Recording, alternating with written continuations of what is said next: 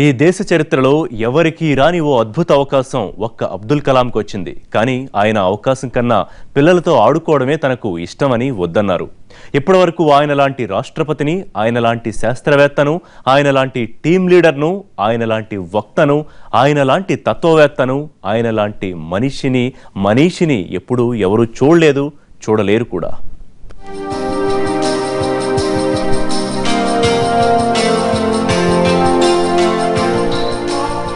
You silly fellow, ఇది కలాం ఎవరినైనా మందలించాల్సి వస్తే వాడే పదం. అది కూడా చిరునవ్వులొలికే పెదాల మధ్య నుంచే వస్తుంది. ఎంత ఒత్తిడిలో ఉన్నా చిరునవ్వే ఆయన సమాధానం. ఆయన ఇప్పటి వరకు ఎదుటి వ్యక్తిపై కోపగించుకోవడం తామెవరూ చూడలేదంటారు ఆయనతో పనిచేసిన వాళ్ళు. పనిలోనే విశ్రాంతిని వెతుక్కునే నిత్య శ్రామికుడాయన. మతం మనసుకు సంబంధించిందే తప్ప దేహానికి, దేశానికి సంబంధించింది కాదని చెప్పడమే కాదు, దాన్ని ఆచరించి చూపారు కూడా. పుట్టుకతో తాను ముస్లింనే అయినా అన్ని మతాలను ప్రేమించారు. తమిళంలో రాసిన తిరుక్కురలను ఆసాంతం అవపోసన పట్టిన కలాం తన ప్రతి ప్రసంగంలో ఆ మహాకావ్యంలోని ఓ మాటను ఖచ్చితంగా ప్రస్తావిస్తారు. భగవద్గీత తనకిష్టమైన గ్రంథమని చెప్పుకొచ్చారు. Reminded of the dream of an Indian poet, Kaniyan Pungundranar, who articulated in 3000 years back in Tamil classic Purananur. He says, Yadum Ure Yavarum Kelir, which means, I am a world citizen. Every citizen is my own kith and kin. He said 3000 years. రాష్ట్రపతి హోదాలో ఉన్న శాకాహారమే తినేవారు. చక్కని పెరుగు, సాంబారు, ఊరగాయలతో భోజనం చేస్తే చాలు తృప్తిగా ఉంటుందంటారాయన. తొలినాళ్లలో మాంసాహారం తినడానికి డబ్బుల్లేక దానికి దూరమైన కలాం ఆ తరువాత కూడా శాకాహారానికే పరిమితమైపోయారు. తాను గెలవడం గొప్ప కాదు, తనలా కోట్లాది మంది తన దేశ ప్రజల్ని కూడా గెలిపించాలని చూశారు. తన జీవితంలో నేర్చుకున్న ప్రతి పాఠాన్ని ఓ మిసైల్ గా మార్చి ప్రజలకు జ్ఞాన సందేశాలుగా మలిచారు.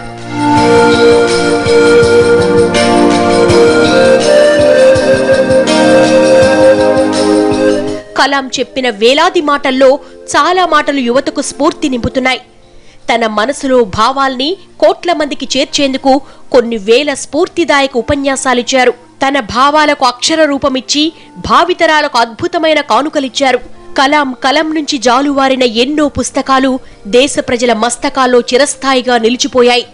తన జీవిత చరిత్రగా వచ్చిన వింగ్స్ ఆఫ్ ఫైర్ వేల మిసైళ్ల పవర్ ను కోటి మంది విజేతలిచ్చే స్ఫూర్తిని నింపుతోంది. ఇక వీటితో పాటు కలాం రాసిన indomitable spirit, ignited minds, India 2020, forge your future, the guiding light, my journey, children ask Kalam వంటి పుస్తకాలు ఒక్కొక్కటి ఒక్కో ఆణిమిత్యమనే చెప్పాలి. ఇటీవల విడుదలైన ట్రాన్స్డెన్స్ ఆయన చివరి పుస్తకం. అయితే ఆయన శాస్త్రవేత్త కాకముందే తమిళంలో మన విమానాన్ని మనమే తయారు చేద్దాం అన్న పుస్తకం రాశారు. ఆయన ఓ శాస్త్రవేత్త, ఓ సాహితీవేత్త, ఓ తత్వవేత్త, ఓ శ్రామికుడు, ఓ నాయకుడు, ఓ స్వాప్నికుడు, ఓ ప్రకృతి ప్రేమికుడు, ఓ దేశభక్తుడు, ఓ సాహసికుడు, ఓ మార్గదర్శి, ఓ నిత్య విద్యార్థి, 84 ఏళ్ల యువకుడు, నిత్య బోధకుడు, అతి సామాన్యుల్లా కనిపించే అనితర సాధ్యుడు, అన్నింటినీ మించి నిజమైన భారతీయుడు. ఆయన ప్రతి మాట ఓ మిసైల్. విశ్వశాంతికి ప్రపంచ నాగరికులంతా చేయాల్సిన బాధ్యతల గురించి యూరోపియన్ యూనియన్ లో అబ్దుల్ కలాం చేసిన ప్రసంగం ప్రపంచ దేశాలకు ఆదర్శంగా నిలిచింది. Where there is righteousness in the heart, there is beauty in the character. When there is beauty in the character, there is harmony in the home.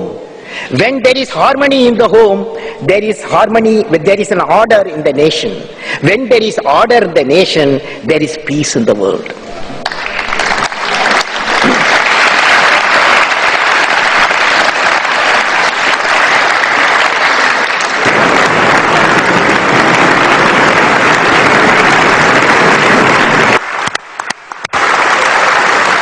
Mr.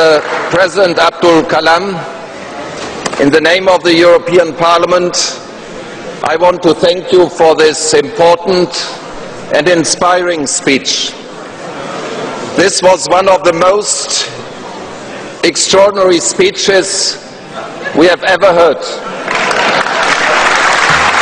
అణు పరీక్షలను సక్సెస్ చేసిన 5 రకాల మిస్సైళ్లను తయారు చేసిన ఆయన వాడే ఆయుధం మాత్రం చిరునవ్వే. నవ్వుతోనే ప్రపంచాన్ని గెలిచిన అజాత శత్రువాయన. 8 పదుల వయసు దాటినా ఇప్పటికీ ఆయన నిత్యాన్వేషిగానే ఉన్నారు. తన తుది శ్వాస విడిచే వరకు ఈ దేశాన్ని నడిపించాల్సిన యువతకు మార్గదర్శనం చేస్తూనే ఉన్నారు. భవిష్యత్ గురించి ఆలోచించకపోతే అది విజయానికి ఎప్పటికీ బాటలు వేయలేదని నమ్మిన వ్యక్తి ఆయన. ఈ పచ్చటి పొడమిని ఎలా అందంగా చేయొచ్చో అన్న మహా ఆలోచనకు కార్యరూపమిస్తూ చేసిన ప్రసంగమే ఆయన చివరి ప్రసంగమైంది. ఎర్త్ 2020 అనే అంశం మీద తన బోధనా తృష్ణ తీర్చుకుంటూనే అబ్దుల్ కలాం కుప్పకూలిపోయారు. నిత్య విద్యార్థి, నిత్య బోధకుడు, 84 ఏళ్ల తన జీవితంలో ప్రతి క్షణాన్ని దేశానికి అంకితం చేసిన అద్భుత వ్యక్తి Abdul Kalam. By hard struggle and by through his knowledge, he went up to all over the place in the world, and he did all the he inspired many youngsters, and he did everything for only for children and youth of the nation, and he is the first president to believe that India is dependent only on future generation. So I'm just very proud to say that I am also from Rameshwaram. తనకు రెండోసారి రాష్ట్రపతి పదవి అధిష్ఠించే అవకాశం వచ్చినా కలాం దాన్ని సున్నితంగా తిరస్కరించారు. తనకు రాష్ట్రపతిగా ఉండడం కన్నా చిన్నారులతో మాట్లాడడం, వారిలో స్ఫూర్తి నింపడమే ఇష్టమని వచ్చేశారు. ఇలాంటి వ్యక్తిని ఎక్కడైనా చూడగలమా? కలాం తాను నమ్మినవే చెప్పారు, చెప్పినవే చేశారు. చేసిన పని ఏదైనా దాన్నే ప్రేమించారు. ఆ ప్రేమతోనే జీవించారు. కలను, కృషిని విజయ రహస్యాలుగా మలుచుకొని మనస, వాచ, కర్మణ వాటిని అభ్యసించి మానవాళి అభ్యుదయాన్ని కాంక్షించిన కర్మయోగి ఆయన. అబ్దుల్ కలాం ఓ తరగని విజ్ఞాన ఖని. ఆయన తుదిశ్వాస వరకు నేర్చుకుంటూనే ఉన్నారు, వేరొకరికి జ్ఞానం పంచుతూనే ఉన్నారు. రాష్ట్రపతిగా రిటైర్ అయిన అనుక్షణం దేశం గురించి, ఈ ప్రపంచం గురించి, విశ్వ మానవాళి గురించి ఆలోచనలు చేసిన ఒకే ఒక వ్యక్తి ఆయన. వసుధైక కుటుంబం అనే భావాన్ని మనసులో నిలుపుకుని దాన్ని సాధించే దిశగా అవిశ్రాంతంగా శ్రమించిన కర్మయోగి కలాం.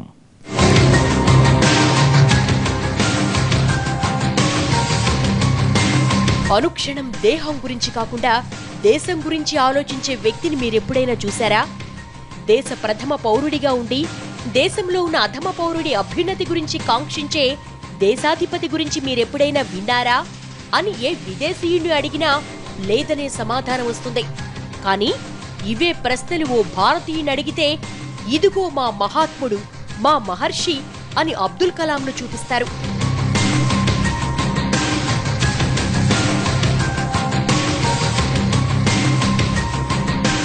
ఆయనకు ఊహ తెలిసిన తొలి గడియ నుంచి ఊపిరి వదిలిన తుది గడియ వరకు దేశం గురించి ఆలోచించారు.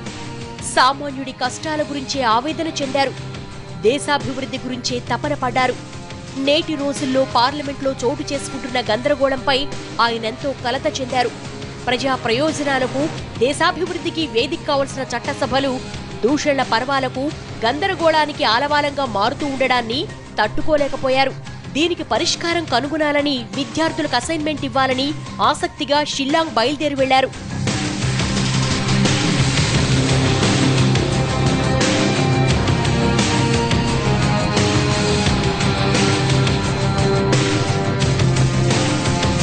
సోమవారం షిల్లాంగ్ ఐఐఎంలో ప్రసంగించేందుకు మధ్యాహ్నమే గౌహతి చేరుకున్నారు. అక్కడి నుంచి 122 కిలోమీటర్ల దూరం ఘాట్ రోడ్లపై షిల్లాంగ్ ప్రయాణం ప్రారంభించారు. 6 వాహనాల్లో బయలుదేరిన కాన్వాయ్లో ముందు వరుసలో ఓ open top jeep pilot vehicle గా వెళుతోంది.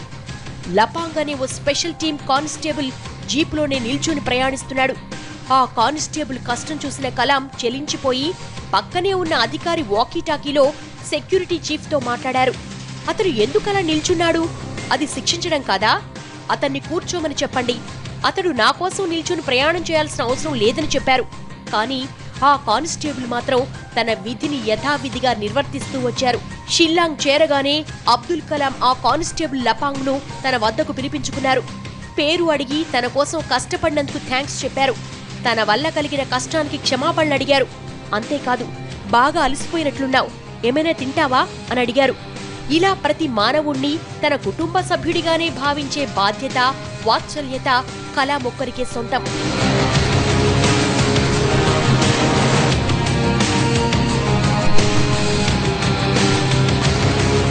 అంతేకాదు, ప్రయాణం జరుగుతున్నంతసేపు పక్కనే ఉన్న తన ముఖ్య సహాయకుడు శ్రీజన్ పాల్తో పంజాబ్లోని ఉగ్రవాద దాడి గురించి మాట్లాడుతూ వచ్చారు. గురుదాస్పూర్లో జరిగిన ఉగ్రవాద దాడి తనను మానసికంగా కలతకు గురి చేసిందని చెప్పుకొచ్చారు. పార్లమెంటు సమావేశాలు జరగకపోవడం బాధాకరమని చెప్పుకొచ్చారు. పార్లమెంట్లో అంతరాయాలకు అంతం పలికేదెలా అన్న అంశం మీదనే ఈ రోజు ఐఐఎం స్టూడెంట్లకు ఇదే అంశం మీద అసైన్మెంట్ ఇవ్వాలనుకుంటున్నట్లు చెప్పుకొచ్చారు. అంతేకాదు కలాం త్వరలో రాయబోతున్న అడ్వాంటేజ్ ఇండియాలో ఆ స్టూడెంట్స్ ఇచ్చే నిర్మాణాత్మక ఆలోచనలను పొందుపరుస్తారని చెప్పుకొచ్చారు.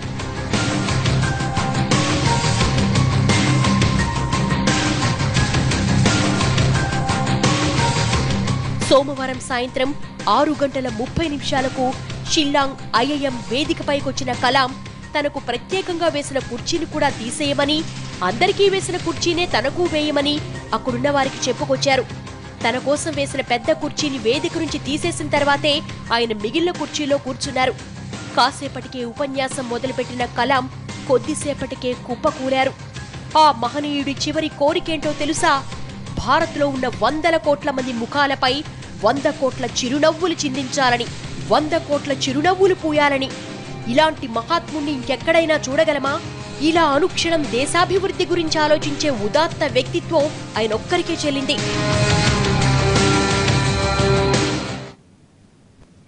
ఆ కర్మయోగికి ఇవాల్టి స్టోరీ బోర్డ్ ప్రత్యేక నివాళి.